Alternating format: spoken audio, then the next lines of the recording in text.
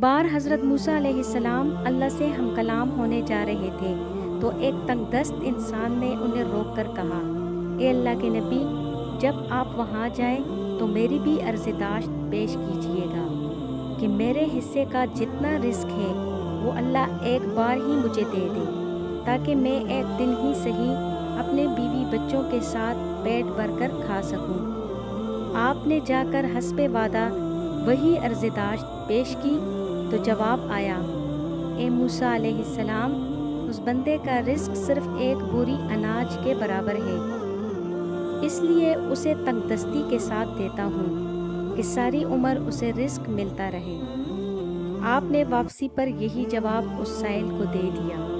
اس نے پلٹ کر کہا، اے اللہ کے نبی، آپ کا جب دوبارہ جانا ہوا تو اللہ کے سامنے دستہ بدستہ عرض فرمائیے گا کہ مجھے وہ ایک بوری رزق ایک دفعہ ہی عنایت کر دے تاکہ میں پیٹ بھر کر کھا سکوں۔ اور اگلی بار اللہ کی جانب سے اس کا سارا رزق ایک بار ہی مل گیا۔ پھر آپ کچھ عرصے بعد وہاں سے گزرے تو دیکھا وہ شخص بہت اچھے حال میں تھا اور اس کے گھر کے آگے دیگیں چڑھی ہوئی تھیں۔ آپ کو حیرت ہوئی۔ آپ نے جا کر عرض کیا، اے باری تعالیٰ، آپ کا کہا پتھر پر لکیر ہے، مگر میں اتنے عرصے بعد گزرا ہوں، مگر اس کا رزق تو ابھی تک جاری ہے، بلکہ بہت اچھے طریقے سے اسے مل رہا ہے۔